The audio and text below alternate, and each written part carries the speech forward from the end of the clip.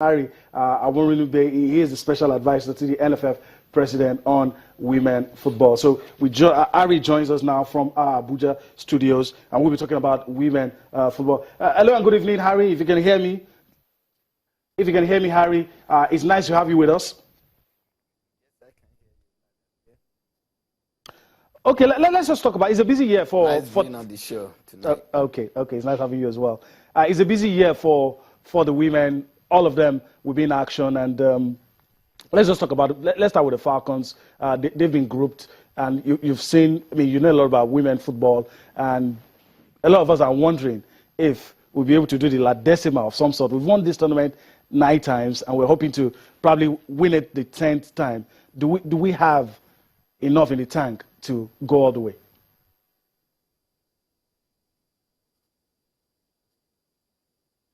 If you ask me, straightforward answer is yes, we can do it.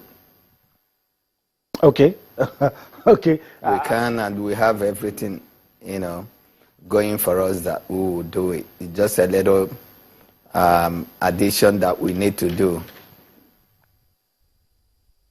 Okay, all right. Let's talk about what's happening domestically. Talking about the growth of the game. Competitions are just, a test of how well you have developed the game from the grassroots. So I don't know, maybe you can just fill us in with what is going on domestically as regards growing the game, discovering talents, and developing them and nurturing them to stardom.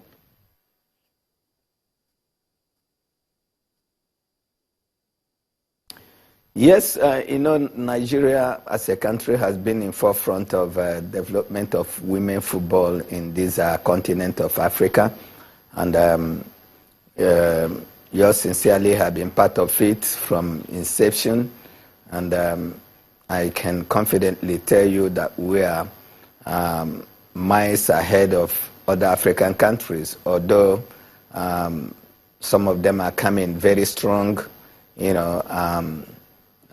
trying to catch up with Nigeria, and because of the economic climate in the country today, I can say that is the best of the period for the women football, and it cuts across every sphere in this country, in other spheres of life in this country that things are not working according to plans, but women football is not an exception.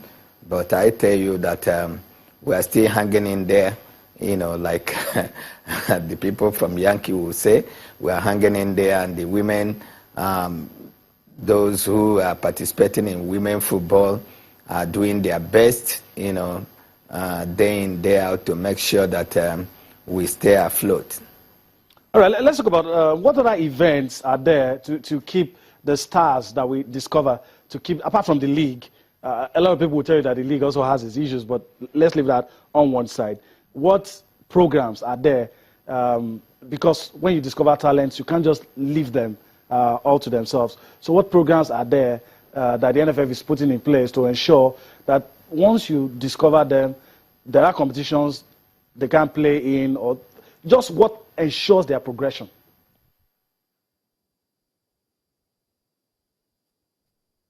Well, what ensures their progression is Nigeria Football Federation. Even administrations before this one, have all keyed into FIFA development programs for women football, and we are keeping pace with what obtains every other place in the world, and we signed to playing in the competitions, developmental competitions that FIFA, has introduced way back in 2000 when they started the first under 19 women championship. Because prior to that, it had been the flagship competition of FIFA Women World Cup, coming every 4 years. But FIFA, in its wisdom, came up with developmental programs like Under 19, which was graduated after 2 editions to Under 20. Then since 2008, they also come up with the FIFA Under 17. So every 2 years, these players that are discovered in the Nigerian league play at the Under 17 and graduate to play under the 20, from there to the Super Falcons. And that's why, the chain, the wheel of progress, had continued, to revolve. And Nigeria is always participating. Remember that Nigeria Football Federation, very busy federation, I will call it the biggest federation in Nigeria. I don't have any excuse for other federations, but Nigeria Football Federation, this is a federation that runs 11 national teams for the country. And you say that there's no month that 2 or 3 national teams are not in camp. And back to women football, we have 3 national teams: the Super Falcons, the Falconets, and the Flamingos. And starting from next week, these teams are going to be very, very busy. Nigeria is going to war in 3 different continents. Nigeria is going to war in Africa, here in Cameroon. Nigeria is going to war in Jordan starting next week. Nigeria is going to war in Papua New Guinea. So in 3 different continents, the Oceania, the Asia, the Africa, Nigeria is going to be there. All right. So it's a very, very big, expectation from Nigeria. And the expectation, if you say Nigeria, it is not Nigeria now. Nigeria Football Federation as a federation, has done its utmost by qualifying these teams. And this team is answering Nigeria now. It's not answering Nigeria Football Federation, but Nigeria as a country. Nigeria versus other countries, versus Japan, Nigeria versus Mexico, Venezuela, or wherever in Africa here, Nigeria against Cameroon, Nigeria against South Africa, Nigeria against Ghana, Mali, Kenya. Harry, so it's something that the authorities, the federal government, through the Federal Ministry of Sports, should think very, very seriously by supporting. Right. And you can see them like the clip you're playing now. They are wearing green, white, green, representing the country. So it's no longer, it's a pity, we are not having the best of preparations that we would have had. But take Ari, let me just, for example. Ari, if you can hear me. Plus now. Let me just quickly ask you this. We're pressed for time. I just want to quickly ask you this. The thoughts that occur to us is we're having 3 teams within the space of 2 months, in big tournaments.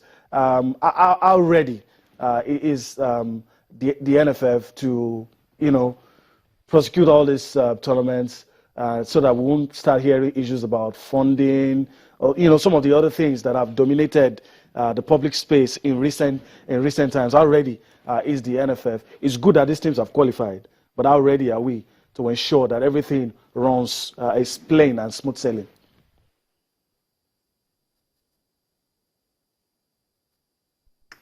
Well, to the best of my knowledge, Nigeria Football Federation is very ready. They prepared the team, and the team is leaving any moment from now. In fact, from less than a week now, the first team, that's the Flamingos, will be leaving the shores of this country and heading down to Jordan.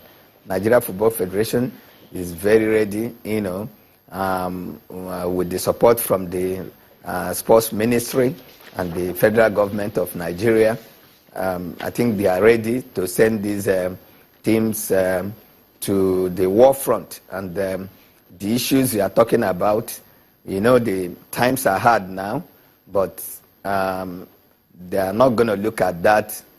Nigeria Football Federation, for example, will do whatever it will take, to motivate these teams and these players and the officials to do their utmost, in representing the country very, very creditable. All right, Harry, I want to thank you for your time on the show. You've shed light on some of the issues that I would, love to ask, and we're hoping that all our teams, all our 3 teams that will be in action this year would do something great for the country. Once again, Harry, thank you very much. That was Harry Awurumibe, the special advisor to the NFF president on women football.